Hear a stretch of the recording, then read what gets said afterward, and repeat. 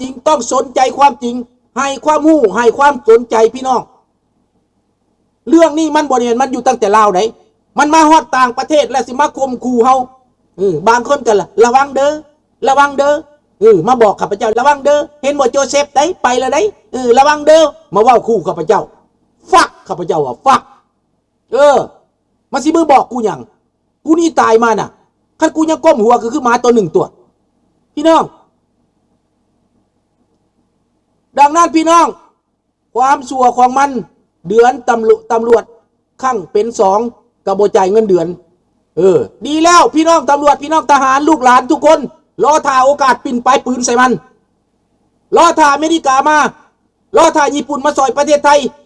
เฮาจะมีโอกาสปิ่นปลายปืนใส่มันแล้วกินเงินเดือนที่$500-5,000ต่อเดือนนั่นน่ะอันนั้นจังแม่นเด้อกองทัพลาวเด้อพี่น้องอย่างต่ำ$500ขึ้นเมือนี่ลาวเฮาต้องเป็นยือวัดถ้าสวัสดิ์วิไกรสอนอยู่ประเทศฝรั่งเศสนั่นแหละเท่าสวัสดิ์นั่นแหละ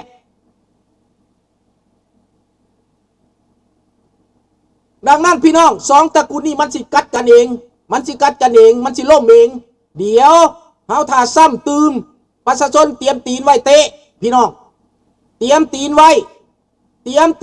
ดีๆเตรียมฝ่ามือใหญ่ๆไว้ตบกระแตหูบักสอนใส่กับบักทองลุนเด้อ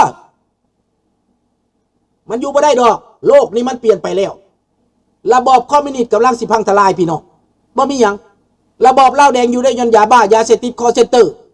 ฆ่าไม่จ้างโสเภณีพี่น้องฆ่ามนุษย์ฆ่ายาเสพติดมันอยู่ได้นะมันนี่กับขายแผ่นดินเท่านั้นที่มันอยู่ได้บ่มีแนวอื่นมันอยู่ได้ย้อนฆ่ามนุษย์ขายแผ่นดินขายบ่อแห่ขายบ่อเพชรบ่อพลอยค้าป่าไม้ฆ่ามนุษย์พี่น้องขายยาเสพติดมันอยู่ได้เท่านั้น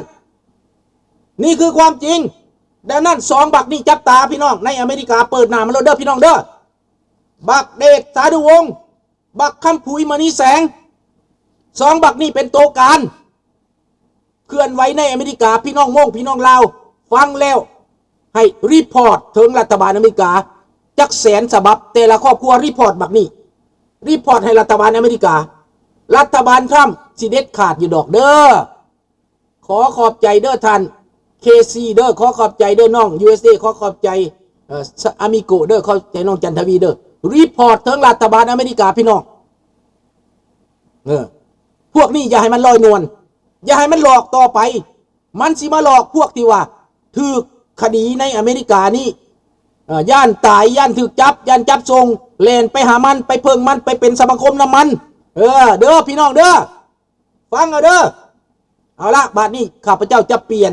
มาใส่เรื่องพวกนี้ลืมก่อนที่เขาเศร้าเรื่องนี่ว่าเรื่องว่ามันอันตรายแนวไหนพวกนี้สบายดีอุ่นแก้วพวกนี้มันเป็นกลุ่มฆาตกรอยู่ลาว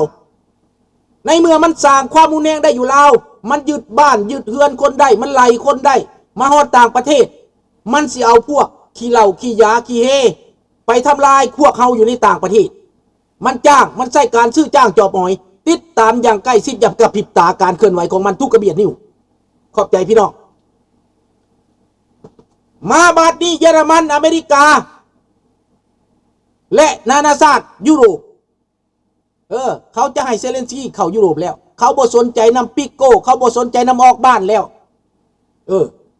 แล้วเยอรมันเขาไปผลิตโดรนทันสมัยฝรั่งเศสเข้าไปผลิตโดรนทันสมัยผลิตลูกปืนใหญ่ซอยยูเครนเต็มที่เดี๋ยวนี้ยูเครนยึดได้แล้วยึดเมืองได้แล้วยึดหลายเมืองเก็บอเมียนไซเดนน่ะที่รัสเซียยึดมา 2-3 วันก่อนเดี๋ยวนี้ยูเครนยึดคืนวันนี่นะยึดต่อไปเรื่อยๆทหารเกาหลีเหนือมาตายเป็นกองอยู่นั่นพี่น้องทหารเกาหลีเหนือมาตายเป็นกองอยู่ที่นั่นพี่น้องบักโปรตีนเบิดหนทางอินเดียจีนเซ็นสัญญากับอเมริกาแล้วตกลงการค้ากันเรียบร้อยแล้วพี่น้อง good on bad news พี่น้องบักปูติน bad news for him พี่น้องbad news for ปูตินพี่น้องบักปูตินหมดหนทางไปเพราะการเซ็นสัญญากับอเมริกานั้นครอบคลุมเรื่องการ sanction ดังนั้นจีนจะช่วยโซเวียตบ่ได้อีกแล้วช่วยรัสเซียบ่ได้อีกแล้วอินเดียจะช่วยรัสเซียบ่ได้อีกแล้วนอกจากนั้นแล้วการลงโทษด้านเศรษฐกิจการปิดพี่น้องเรือที่เป็นของประเทศใดก็อย่าเป็นของจีนเป็นของเวียดนามเป็นของอินเดียยึดเมิดพี่น้องยึดเมิดพี่น้องอเมริกาเฮ็ดเรียบยุโรปเฮ็ดเรียบพี่น้องตกลงเป็นเอกสารกันหมดแล้วพี่น้อง many breaking news today thank you ดังนั้นเรียบร้อยแล้วเรียบร้อยบักโปรตีนมีแต่ท่าล่มละลายล่มสลายมีแต่ท่าเจ็ดรวยแล้วบักโปรตีนน่ะบ่มีหยังมันไปบ่ได้แล้วดับจิบหายวายวอดเบิดพี่น้องนี่เรื่อง good news คือขับใจสบายดีเดี๋ยวนี้พี่น้องเรื่อง good news ของพวกเราคือหยังเพราะว่าพี่น้องรัฐบาลอเมริกาซอยยูเครนคือกันทางลับนักหนาพี่น้องจัดการบักโปรตีนปล่อยมันล่มสลายแล้วอิหร่านอเมริกายังสิซ้ำอีกได้ถ้าสิไปนิวเคลียร์นะซ้ำอีกถ้ายังว่าสิใช้นิวเคลียร์อีกซ้ำอีกTrump let a few lifted some sanction on Russia yesterday Vietnam open up their country for every foreign can become a Vietnamese citizen or dual citizen นี่ฟังเอาพี่น้องฟังเอาเด้อเรื่องข่าวมันเปลี่ยนไปแล้วพี่น้องมันเปลี่ยนไปแล้วดังนั้นพวกลาวแดงมึงสิไปใส่มึงสิส่งคนมาฆ่าส่งคนมาปิดปากพี่น้องสิมาปิดปากโจเซฟแต่โจเซฟเปิดหน้าผีกากใต้ไฟใส่ส่องแยงไฟแสงสว่างใส่พวกนี้ตายโลดผีมันย่านแสงสว่างนี่ดังนั้นรัสเซียไปบ่รอดสบายดีบุญสูไปบ่รอดส่งรถถังเข้ามา30 คันยูเครนเขาบ่หลบหน้ากระดานได้เดี๋ยวนี้เขาสลาดได้ตะกี้เขาเอาหน้ากระดานไปใส่เป็นกองพลกองพันไปใส่เดี๋ยวนี้เขาแต่งเป็นจุดกองพันโดรนกองพัน225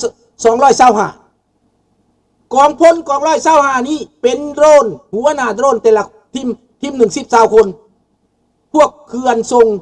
ลำเลียงพวกจัดการดังนั้นรถถังเข้ามายูเครนจอบซะก่อน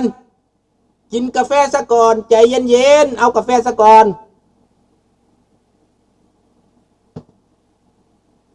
แล้วก็กดปุ่มไหนพี่น้องกดปุ่มตูดใส่เจ้าวลินตูดไปตัวใส่หลังคาบุ่มบดบุ่มผีรัสเซียตายได้ทงนากระจุยเลยพี่น้องต่อไปก็จัดการลำที่ลันสุดท้ายปูดบดบุ่มเป็นแบบนั้นทุกชั่วโมงทุกวันพี่น้องโอ้ยทงนารัสเซียทงนายูเครนปีหน้าคือสีงามเลยเนาะปุ๋ยมันหลายโพดปุ๋ยหลายปุ๋ยมนุษย์พี่น้องหลายโพดมาตายในทงนาหลังจากรถถังรถซ่ามันระเบิดแล้วยูเครนใส่หยังใส่ระเบิดลูกปลายยิงปวดไปแตกสะลงมาบลุบหนีบ่รอดลงไปอยู่ในหูกระไรจับเอาพี่น้องยูเครนเขาสลาดแล้วเดี๋ยวนี้เขาทำสงครามกองโจรใส่เวลาระยะยาวพี่น้องใส่อาวุธทันสมัยใส่เทคโนโลยีเบิดยุโรปพร้อมเรือตั้งแต่บักปิโก้กับบักออกบ้านบ่ซอยเดี๋ยวเขาที่เตะบักออกบ้านกับบักปิโก้ออกจากยุโรปนั่นแหละนาโต้ก็โอเคพี่น้องบ่มีอย่างแล้วเดี๋ยวนี้นาโต้เอาทหารไปประชิดชายแดนรัสเซีย600,000 คนพี่น้องขอบใจน้องจันทวีจะบ่ได้ภัยไส้นิวเคลียร์เลียได้เลยบักโปรตีนเตรียมเข้าคุกโลกแมนเบิดยุโรปแต่งตั้งศาลพิเศษขึ้นมาตัดสินบักโปรตีนแล้วโอ้ย my god help me บักโปรตีน help me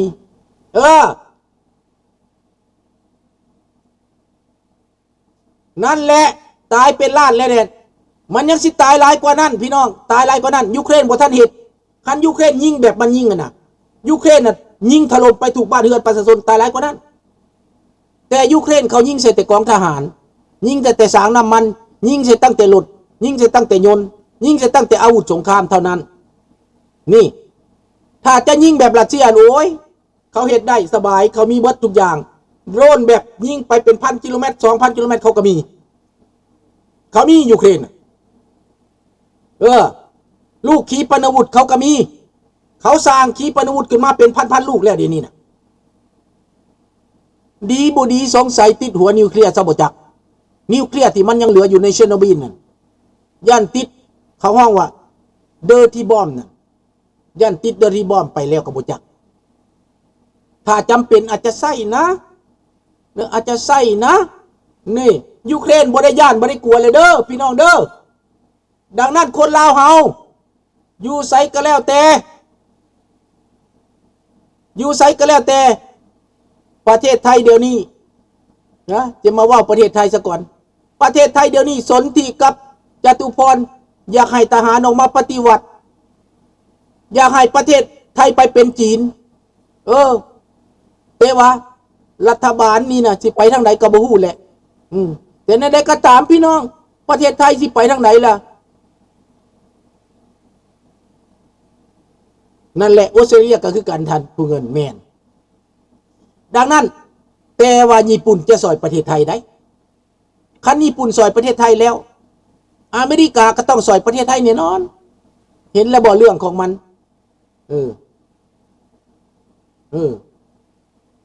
ดังนั้นพี่น้องให้พี่น้องติดตามคักๆอย่ากระพริบตาเด้อตอนนี้เด้อและลาวนอกทั้งหมดขอให้เปิดหูเปิดตาเปิดใจหาฟังอย่าเฝ้าแงะงอนได้ยินเสียงบ่มักหน้าบ่มักหูก็ฟังซะก่อนฟังเหตุฟังผลก่อนเด้อคันพวกท่านฟังแล้วพวกท่านสิเข้าใจคันพวกท่านบ่ฟังกับหมายก็ว่าคือกันกับบ่ฮู้หยังนั่นแหละบ่เปิดใจฟังเนาะเปิดใจฟังนี่เด้อพี่น้องลาวอเมริกาอย่าเมาตั้งแต่มวนเลยเด้อฟังนี่เด้ออันเต้นลิงเต้นไล่ก็เต้นกันอยู่ดอกแต่ฟังนี่เด้อฟังความจริงแหน่อย่าให้เขาหลอกหลายอย่าหลงทางหลายเด้อนะเนี่ยได้ก็ตามแล้วพี่น้องข้าพเจ้าก็บอกความจริงนั่นแหละมันใกล้สิฮอดแล้วเวลานั้นมันใกล้แล้วเด้ออเมริกาญี่ปุ่นมาแล้วญี่ปุ่นนี่กับอเมริกานี่เขาต้องขึ้นประเทศไทยเขาต้องมาประเทศไทยหลักของเขาอยู่ฮันเขาจะยันจีนออกไปนะจีนเส้นการค้าสิยึกได้บ่ยึกบ่ได้อีตาท่ามกดหัวไปแล้วอินเดียกับจีนอยู่แล้วบักโปรตีนโดดเดี่ยวพี่น้องนี่นายโปรตีนโดดเดี่ยวไปบ่ได้อยู่บ่เป็นกินบ่เป็นแล้วนายโปรตีนเห็นบ่มีแต่จิบหายเดี๋ยวนี้คนหามันกินสิบ่มีแล้วในประเทศอันรัสเซียนั่นน่ะประชาชนอึดอยากทางนอกอึดอยากได้มันมาเห็ดปะตัดอยากให้ได้มันมาทอดก็เกือบบ่มีเงินซื้อรัฐบาลบ่ให้เงินรัฐบาลเอาเงินไปเฮ็ดสงครามเบิด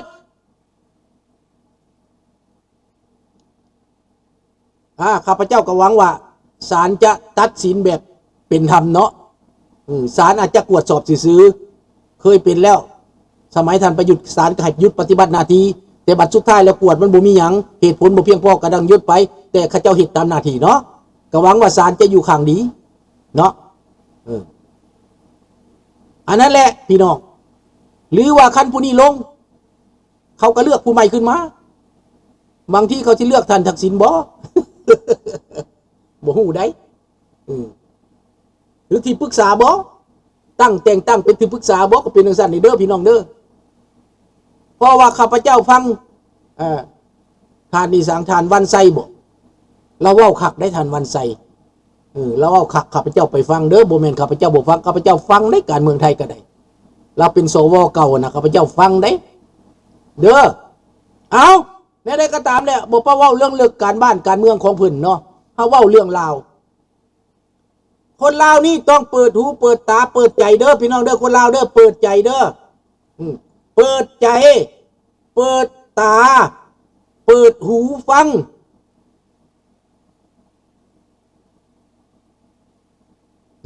ต้องเปิดหูฟังดังนั้นพี่น้อง